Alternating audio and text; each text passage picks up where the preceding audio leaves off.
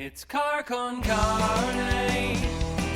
Let's eat in the car. It's Car Con Carne. And now here's the star of our show, James Van Alstyne. I have to open the chat. Oh, we're on. Hi everybody. Can you tell I've never done this before? Like for James, by the way, I'm Tim Virgin. With me today will be my good friend, brother for years and years, Ryan Lange, who is the CMO of Next Green Wave. We're going to talk about many things today, but most of all, we're going to talk about cannabis. Right, my friend? You got it right. I'm excited to be here. Thanks for having me. Man, thank you to James Van Alstyne. Welcome to Car Con Carne, or today will be, somebody gave me the idea of Cannabis Con Carne. It's fitting. Fitting. And this is really an honor to do it because, come on, Ryan, you know James too, because this is he's been doing so many of these, and he's one of the entrepreneurs of doing things, podcasting. And you're an entrepreneur you were into this years ago too, you know? Yeah, I knew you guys. It's crazy because, all of us worked together. I don't even know what year that was. It was so long ago, but I think it was like before the web was like even important to people. Like we're that old.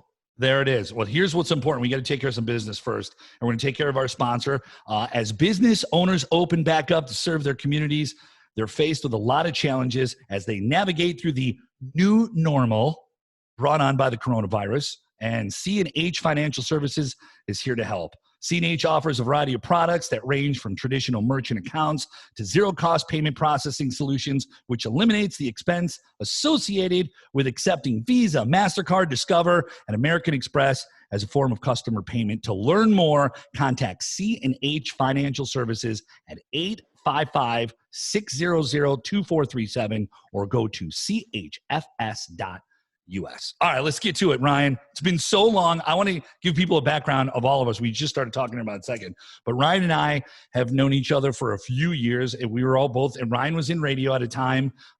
He was the one that taught us about all this, back in the day. I was like the digital nerd before there were digital nerds.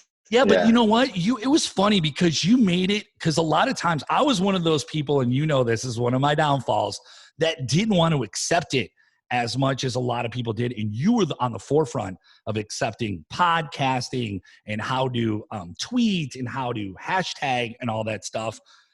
And it was a big deal. And you're the first person who changed my mind. It made me wrong about all this stuff, Well, it was cool because I think we were at that transitional time between, radio going into digital, and there was this sense that radio felt really threatened by digital as it came about because they were terrestrial and digital couldn't be monitored in the same way. But I think the radio stations that did a great job, now they realize it's an extension to whatever they're doing online and are on air, and it's really a tool for them to make bigger audience.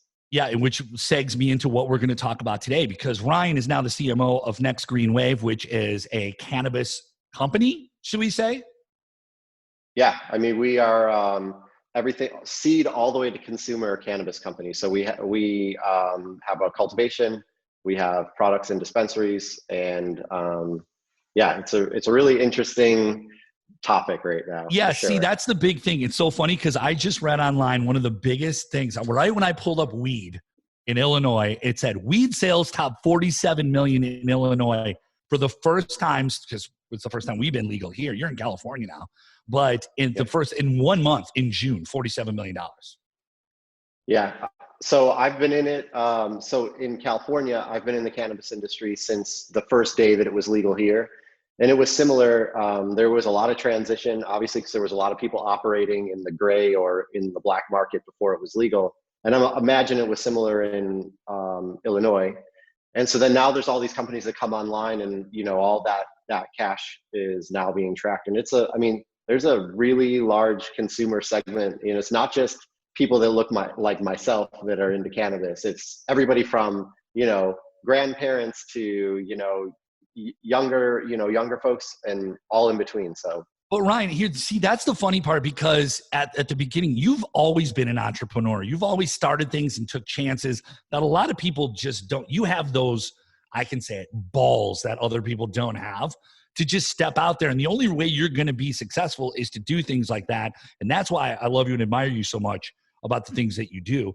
But I mean, cannabis is almost like it's our new gold. Isn't it our new gold rush? It's like, it's amazing how insane it is right now. I think there's yeah, so I have been in entrepreneurial for a long time. So I still have a shop in Chicago called Code of Conduct, which is like a little tattoo shop. And I've always just like felt like I couldn't work for somebody else as easily as I could work for my own, vision. And so, yeah, I got into cannabis. I was in Chicago all the way up until, it became legal in California. And then right when it became legal, I moved out here, taking a huge risk, obviously, because I came out here to do that. And it was something that was, I was a Midwest kid growing up. So it was something that like was super frowned upon. And, I grew up in a very church environment, and we couldn't talk about, like, cannabis was like super bad. And so when I came out here, nobody in my family knew, that I was coming out for this. Obviously, my friends like you guys all knew that's been part of my life forever. Well, yeah, you were one of the first. I mean, and it was but you taught us a lot about it too.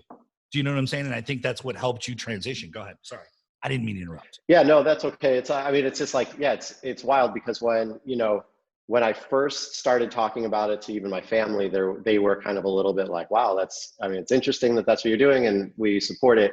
But even from that time, which was not super long ago, to now, there's been this huge kind of eye-opening. And I think there's been a lot of people that were kind of afraid to talk about it, and that always were part of it. But now, kind of as it's been more of a top pop culture kind of thing, it's a little bit easier to be into it, I guess. You talk about how our parents are, I don't know what happened back in the day that made them so against it, our government, or how they sold it to them in school.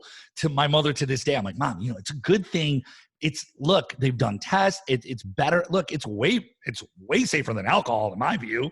It helps beneficial. It's beneficial to people who are in pain, who have cancer, all this other stuff. And they just don't get it. And it's crazy how long it's taking the older generation to figure it out.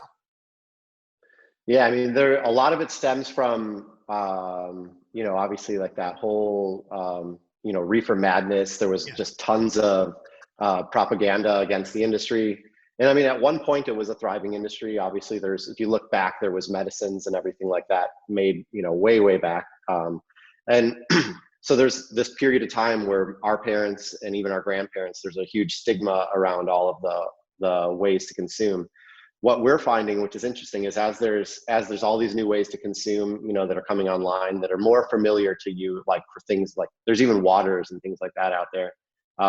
We're finding that like older people are actually more receptive than maybe like the baby boomer generation. So there's this, like the grandparents, they're like down for it because they've already tried other kinds of medicines and things like that. They're tired of having 50 pill bottles in their, in their cabinet. So yeah, it's been, I think that's really changed a lot. And I think it's going to change a lot in Illinois. Right now in California, it's a totally different world. Yeah, I'm sure it takes time. Colorado's probably the biggest that's proven about this situation than any other state, and how much money they've made and all that stuff. And the biggest question that I always hear people say, especially when I talk about you, they're like, how did he get into it? And now, like, Illinois is legal. Not everybody wants to grow weed. Everybody wants to have a grow house. Everybody wants to get a license. And explain to people how hard that is. Because look, I'm not telling people to not do it, but it's a long process to get into the business, isn't it? Yeah. Yeah. Also, I'll break it down into two parts if it's cool. One, I'll talk in a second about like how you actually do it, like the steps. Yeah. But like, I think if I was to back up one step for myself personally, I was always like an entrepreneur, like we talked about, and I was always okay at it, but I'd never had like something actually break through, the surface. And it wasn't until I moved out into California, I had a lot of time to start like reading and listening to books or podcasts. And I started to basically whiteboard for myself. Like, that sounds really nerdy, but no. I kind of made like these are the things I want to accomplish. And one of those things was I want to have, be a part of one of the largest, cannabis companies, and not largest by size, but largest by impact in the world. So I wrote that on my board. I was going to do that.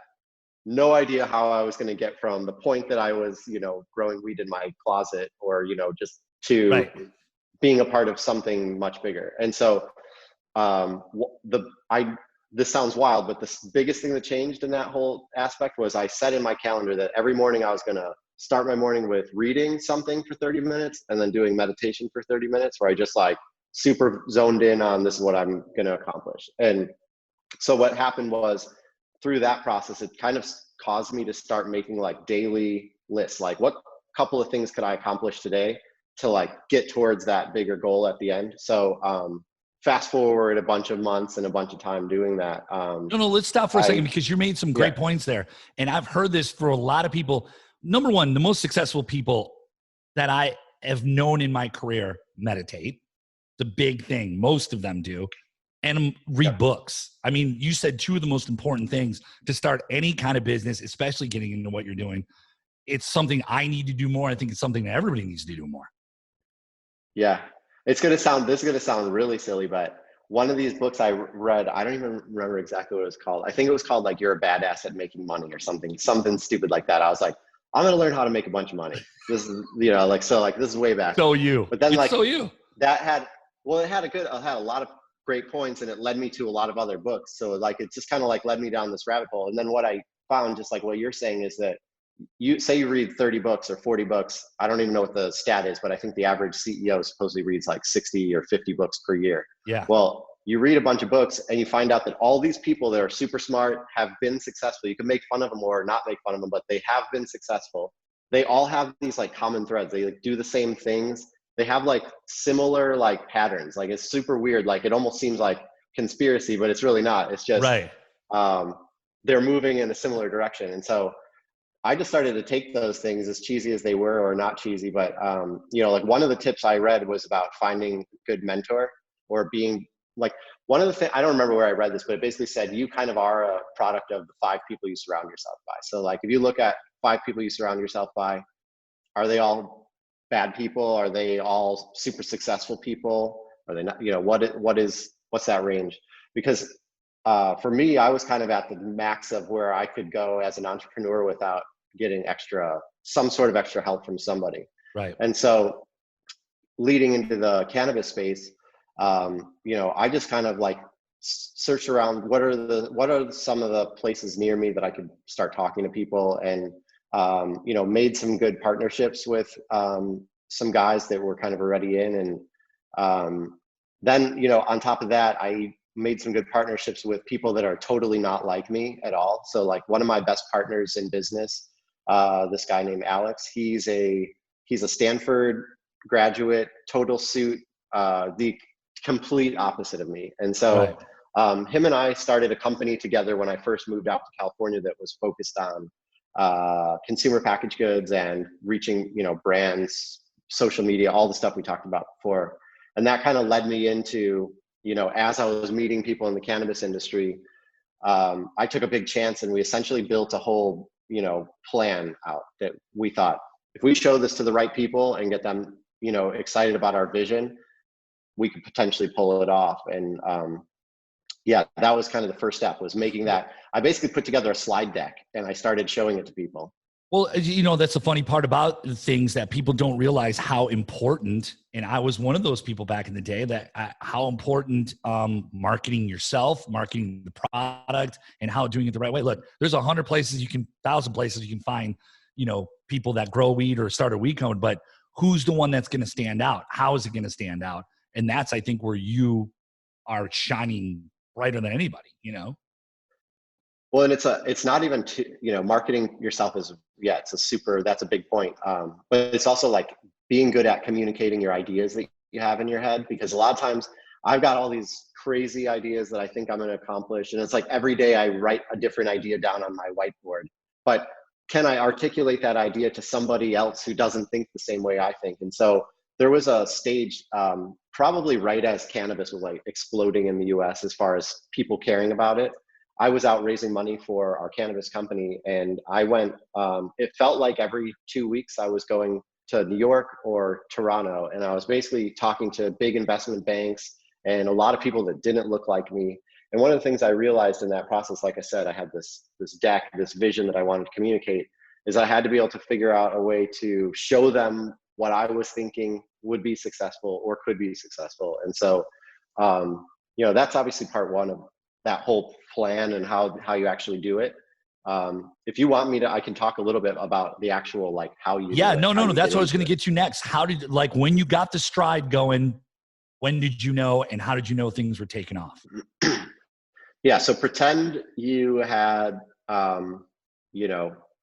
there's two ways that brands right now are getting into the industry. So if you're in Illinois and you're wanting to get into the industry, you've either got something that is already popular, and it's potentially black market, or it's potentially just even a concept.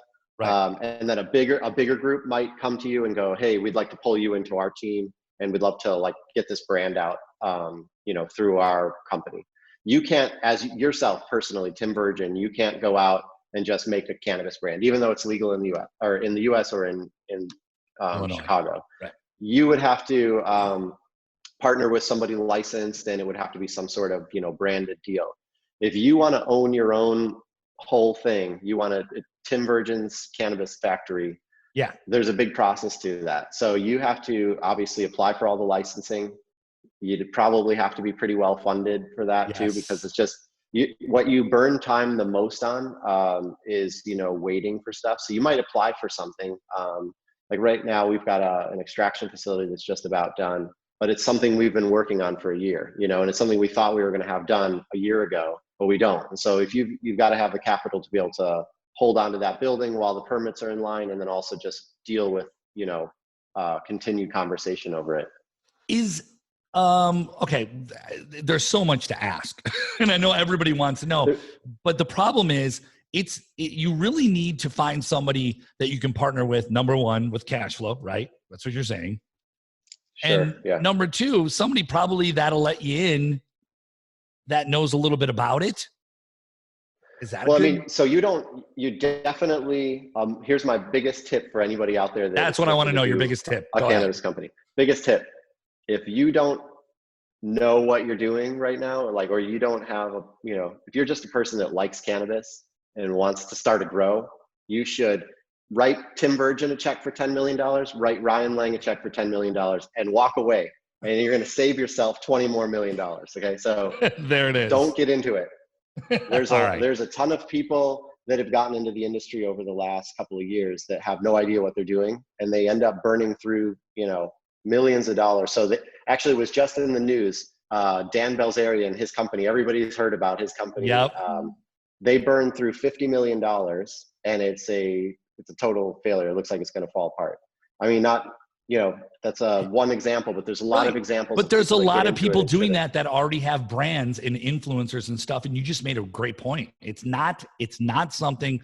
And look, you have to, not that I know about any, but I would imagine you would have to know people in government. You would have to know things to keep your relationships alive. It's a lot of work to do it.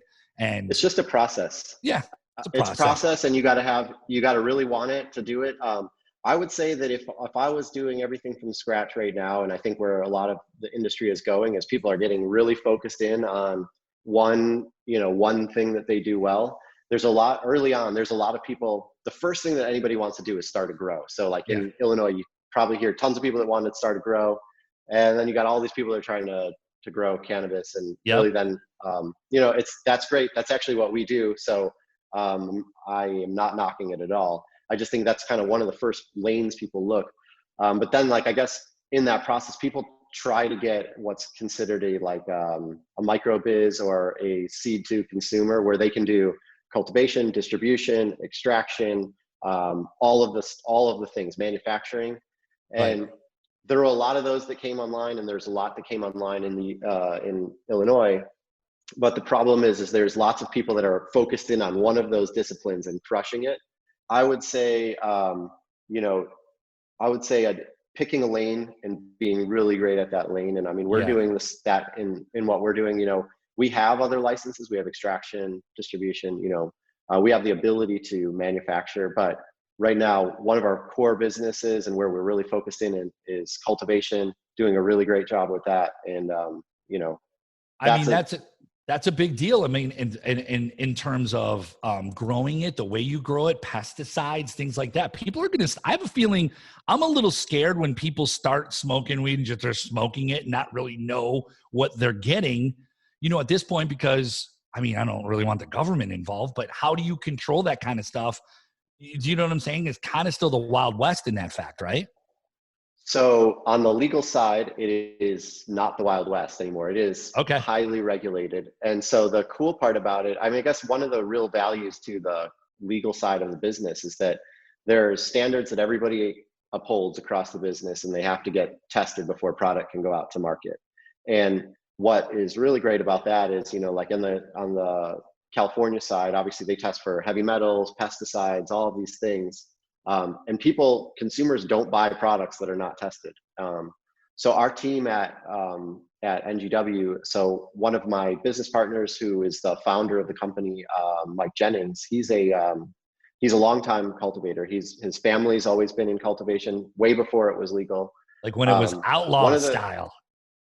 Outlaw style, yeah. And so one of the cool parts or his focus too, and our team's focus is really on good genetics. So, there's a lot of people. So for a single strain, there may be hundreds, thousands of variations of that thing over time as it's been bred by other people, and really sourcing awesome genetics, things that are hard to find, things that are exciting from like a taste and flavor profile. All of those are cool things that can be showcased through testing. So when you go into a test and you look at, in California, you can scan one of our bottles and a QR code pops you up to the test result. You can look at, terpene profiles, which is terpenes are the flavor and smell, of the plant. Yeah. And also the things that consumers really look at, THC percentage, but it's about a whole lot more. It's about, the total cannabinoid profile of the plant. Which brings me to the thing that another thing that's pretty amazing. Like if you're in high school or college right now, that's something to learn right now. That's going to be something that we need, people that know that kind of science with cannabis, right? I mean, that's crazy. Like a sommelier of weed. It's going to happen, right? It's already happening for sure. There's all kinds of, just like in the tech industry. So like, when we were talking about how early on we were getting into digital before the internet, really people cared about websites. Well, like jobs at Facebook didn't exist because Facebook didn't really exist in the way that it exists now. So like same thing in the cannabis industry, like, probably 5 to 10 years ago, the jobs look totally different than they do now. I think real sophistication is coming into other areas too, like extraction. So extraction used to just be, a couple of different forms of extraction. There's very traditional stuff that's been around forever, 70s, way before like water hash extractions and things like that. But I think within the last 5 to 10 years, some of those techniques that have been around forever have really gotten a lot more people, thinking about it, testing against it, and innovating in really cool ways.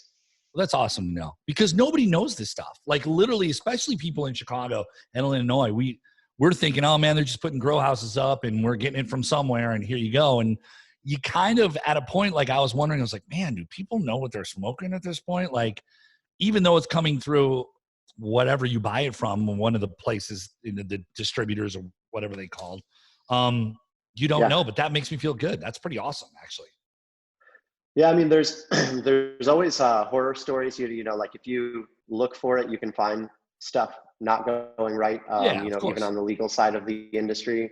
But generally, consumers are waking up to it and pretty smart. I mean, even on like so going back to the extracted side, when extracted or vape pens and some of those like cannabis pens first came to market, everybody was chasing a super clear cartridge. So they would go look at it and they go, oh, it's super clear. This is good. Well, like that's not necessarily bad, but it's not necessarily the best because of the fact that it's clear. Clear actually means that it goes through a winterization process. So it gets distilled with a solvent of some sort.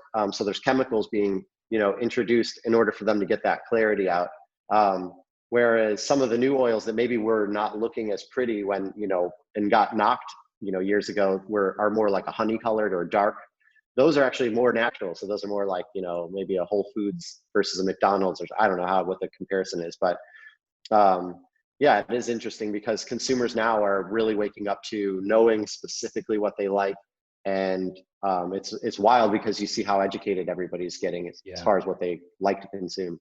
It's crazy. There's just, and by the way, if you're just joining us now, CMO of Next Green Wave, Ryan Lange, that's who we're talking to. We're talking about how the entrepreneurial way that he has done this through his life and getting into the cannabis business. And it's just funny that just in this 20 minutes, I've learned 100,000% or more than what I knew, because you get fed the wrong stuff from people who think they know what's going on. And it's still, for us in Illinois, like a learning curve is going on here. And it's pretty crazy how many people, right when they know this is happening, are like, I want to be in the weed business. How do I do it? And well, it's funny because there's a lot of things you don't realize that people just say wrong or don't, like there's a lot of conversation around cannabis and hemp, right? On the internet, and they're the same plant essentially. So it's not a different plant. Our government considers one hemp and one cannabis based on THC levels essentially. So obviously, just like there's different genetics for, different strains you might like, plants vary in different what they produce, whether they produce high CBD content or high THC content, or a little bit of both, because there's plants that consume kind of present more of a even profile. Yeah. But that's something that's, Go ahead, finish. No, I was just going to say, that's just something people talk about all the time. I always hear, oh, well, that's a hemp plant, that's a cannabis plant, or that's well, let's talk about that. Right, exactly. So, but the hemp world is another big deal, making textiles and stuff that's another up and coming huge thing right now, right? Yeah. Housing products. I mean, there's tons of things being made from, I just looked at flooring the other day. It looked awesome. It was like a pressed flooring, and seems super sustainable. I think a lot of those things have a long way to go. We are not going to personally get into any of that stuff at our business, but there's definitely lots of room for those kinds of jobs. What's NGW's like? What's the big thing? What do you want to talk about with your company right now that's breaking the norm? I think what's going back to the genetics piece, what's kind of breaking the norm for us is that because the guys on the team are so well respected, they end up getting things through their OG connections, a super hype strain that maybe nobody can get. So like a lot of these cool genetics, or a lot of these genetics that are sought after, they might have only been like popped up in one place in the country, or they, and it might be from one guy, and then it just goes away. They might only put out 1,000, seed packs or something like that. And so pulling in some of those things have been pretty cool. We've got, like if our strains weren't tested, some people wouldn't believe what we're getting as far as test results. And as I say this, people are going to go, that's bullshit. But you can check. You can actually pull it up by one of the most trusted labs in California. We have some strains that are testing as high as 40% total cannabinoids, which is totally unheard of. Yeah. I mean, there's obviously probably other people that are doing that, but I think that comes down to like I said, the team is crushing it up north, and we've got people that are just. I think everybody that works for the company is so dedicated to thinking about more than just like what's the next big thing, but really what's the power of this plant and what can it do to help people and change their lives. That we've got people that drive an hour and a half or more each way to work. And some people are, a lot of people are doing this it's a passion, out of their life. One of our employees drives over 8 hours to get to work and then stays there for the week and then drives 8 hours back. So it's like unbelievable. Yeah, it's just really like the things that are happening for our company wouldn't be happening without the entire team. It's not one person that, on the team that is more important, but our focus is really on flower. Like I said, right now, we've got the extraction that's coming up. We're publicly traded. So if you're getting into, I don't think I'm allowed to tell what it is or what, that you that you should check us out. But I mean, there's a lot of people that are just getting into this space too. And there's a lot of not great companies to follow. Yeah, of course. I would just encourage people to do their homework and check us out and see what we've got a lot of great things that we're working on right now. It's awesome, dude. It's awesome to see you. Thank you for spending time with us. We could talk like hours about this. And I know the minute I'm done, podcast. I know. I'm telling you, the minute I'm done with this, I'm gonna be like, damn it, I should have asked him that. I should have asked him that. But whatever, dude. I love you. I miss you. It's been some time. I got to come out to San Diego and we'll hang out. For sure. Maybe do some. Thanks dabs. for having me on, man. All day. All day long. Ryan Lange, CMO of Next Green Wave and a good friend. Thank you for stopping by. Thank you to James Van Osdol for letting me fill in on Car Con Carne or Cannabis Con Carne today. Woo! Thank you, Ryan Lange. Thank you, everybody, for watching this. And Ryan, where can they check you out at? Nextgreenwave.com. There you go. Thanks, everybody. Thanks for hanging out with us.